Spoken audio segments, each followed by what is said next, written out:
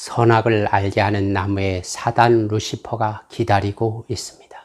그리고 하와가 홀로 이 나무 곁으로 다가옵니다.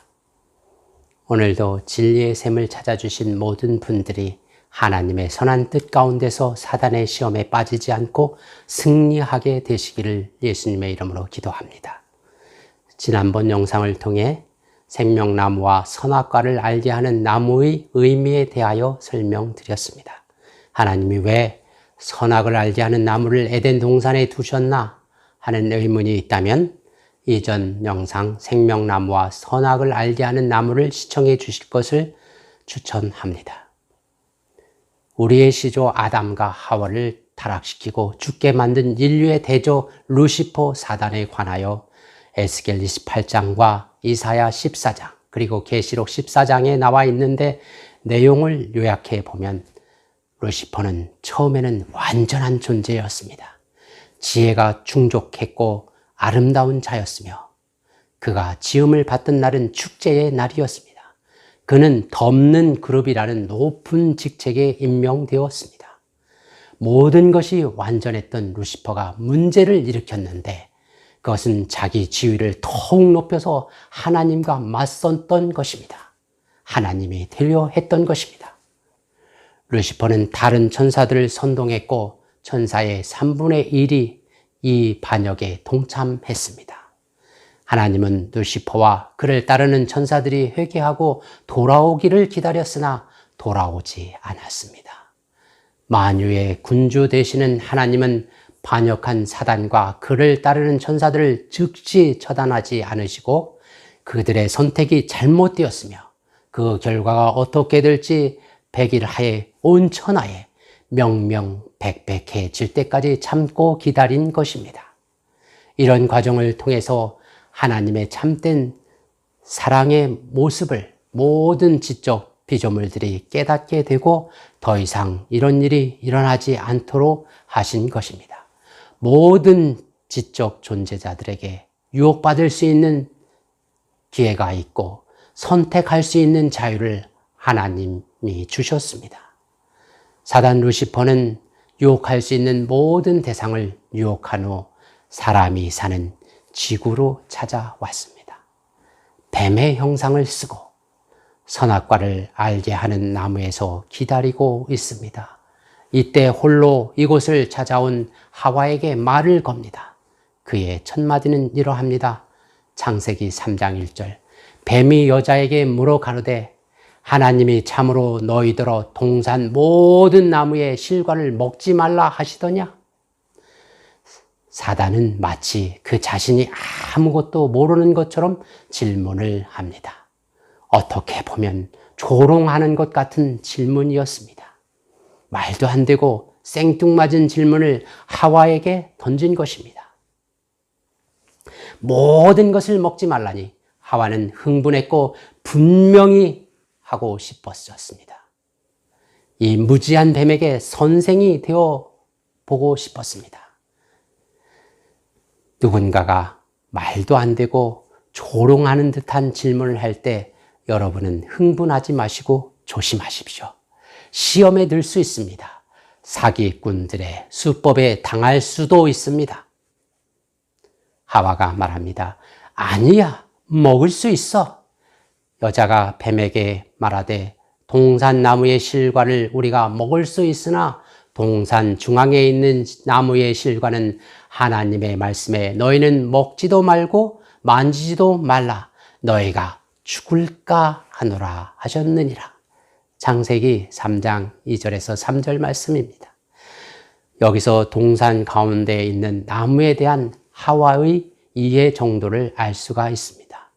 에덴 동산에는 그 과일을 먹어서 생명을 유지시켜주는 생명나무가 있고 먹으면 흙으로 돌아가는 선악과가 있는데 하와의 마음속에는 생명나무보다 선악을 알게 하는 나무에 관심이 더 있는 것 같습니다. 생명나무는 보이지가 않았던 것 같습니다.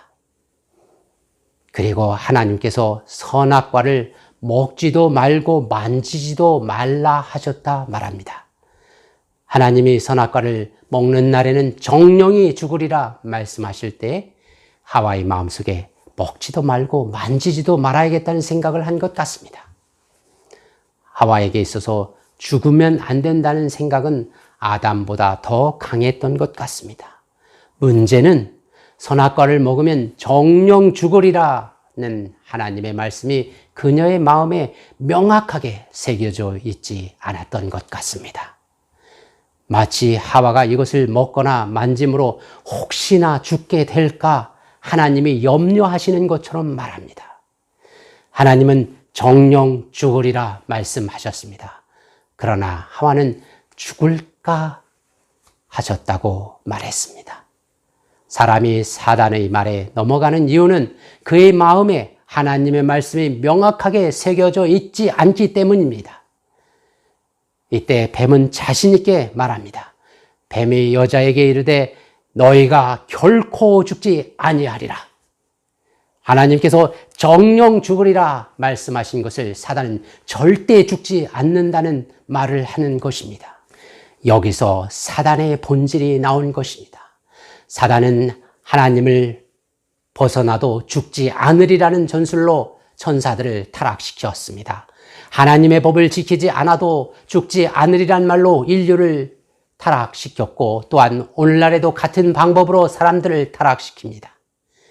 하나님이 성경을 통해 이렇게 하라고 우리에게 명확히 명하신 것을 우리가 우리 마음속에 정확히 새겨 넣지 않는다면 사단은 우리에게 단호하게 말할 것입니다. 너희가 결코 죽지 아니하리라. 하나님 말씀대로 할 필요가 없어. 그런다고 죽는 것이 아니야. 라고 말할 것입니다. 그리고 사단은 사람들에게 말합니다. 너희가 그것을 먹는 날에는 너희 눈이 밝아 하나님과 같이 되어 선악을 알 줄을 하나님이 아심이니라. 사단은 하나님의 법은 사람들을 무지하게 하고 하나님은 아주 이기적인 분이시라고 말합니다. 사람이 하나님의 말씀에서 벗어나 하나님처럼 될 수 있는데 그것을 못하도록 하나님이 금지하고 있다고 말합니다. 사단은 본래 자신이 하나님이 되려 했던 존재입니다. 즉, 내가 하늘에 올라 하나님의 뭇별 위에 나의 보좌를 높이리라. 내가 북극 지폐의 산 위에 좌정하리라. 가장 높은 구름에 올라 지극히 높은 자와 비기리라 하도다. 이사야 14장 13절로 14절 말을 한 본인입니다. 루시퍼는 피조물도 하나님이 될 수 있다고 말하며 그런 사상을 통해서 천사들을 타락하도록 했음을 짐작할 수 있습니다. 오늘날 사단은 진화론을 통해 인간이 진화를 계속하다 보면 언젠가 사람이 하나님이 될 수 있다는 사상을 가르칩니다. 그런가 하면 사람들이 수행을 하고 도를 닦으면 사람이 하나님이 될 수 있다 가르치는 것입니다. 내가 하나님이다. 내가 예수다. 너도 하나님이 될 수 있다는 말은 모두 사단으로부터 온 것입니다. 그런데 너희가 하나님이 될 수 있다는 말을 들은 하와가 선악과를 바라다 봅니다. 사단의 말이 그럴싸하게 보였습니다. 여자가 그 나무를 본즉 먹음직도 하고 보암직도 하고 지혜롭게 할 만큼 탐스럽기도 한 나무인지라. 사단의 말을 듣고 바라보니 참으로 맛있게 보였습니다. 보기에 그 어떤 과일보다 멋있어 보였습니다. 그리고 이것을 먹으면 지금까지 몰랐던 신세계를 체험할 것 같은 나무로 보였습니다. 이것이 선악과를 바라다보는 하와의 모습입니다. 마침내 하와가 선악과를 향해 손을 들어 올립니다. 그리고 그것을 따 먹습니다. 그리고 그것을 아담에게 갖다 주었습니다. 여자가 그 실과를 따먹고 자기와 함께한 남편에게도 주매 그도 먹은지라. 하와가 갖다 주는 선악과를 아담은 거부하지 못하고 아담도 먹었습니다. 이렇게 해서 인류는 하나님을 배반했습니다. 그리고 인류에게 죽음이 찾아온 것입니다. 아담과 하와는 생명과를 바라보고 그것을 먹으면서 영생할 수 있었는데 이것에 집중하지 않았습니다. 6,000년 동안 수없이 다가가서 따먹어야 하는 생명과는 먹지 못하고 생명나무는 가장 고독한 나무가 되었습니다. 그리고 절대 먹지 말아야 하는 선악과를 먹고 말았습니다. 이후 인류가 죄를 짓는데 친숙하게 된 것은 참으로 참담한 비극입니다. 사단은 오늘도 우리에게 말합니다. 하나님 말씀대로 지키다가 너는 결코 그 삶을 벗어날 수가 없어. 하나님의 법이 너를 가두고 있어. 말씀에서 한번 벗어나봐. 그러면 부자 된다. 집도 살 수 있어. 무엇이든 할 수 있어. 사단은 우리를 계속 유혹하고 있습니다. 하나님 말씀을 우리 마음에 새겨놓지 않고 우리가 사단의 유혹을 향하여 바라다 보면 사단의 주장이 참으로 매력적으로 보이게 될 것입니다.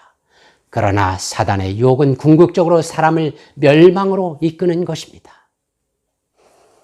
아직 우리에게 희망이 있습니다. 우리에게 예수님이 계십니다. 죽을 수밖에 없는 운명에 처한 인생을 향하여 예수님은 우리에게 말씀하십니다. 요한복음 14장 6절 내가 길이요 진리요 생명이라고 말씀하셨고 또 요한복음 11장 25절에 나는 부활이요 생명이니 나를 믿는 자는 죽어도 살겠다고 말씀하십니다. 예수님의 말씀을 우리 마음에 선명하게 간직하시고 예수님의 말씀을 따라서 영원한 생명을 얻게 되기를 기도합니다.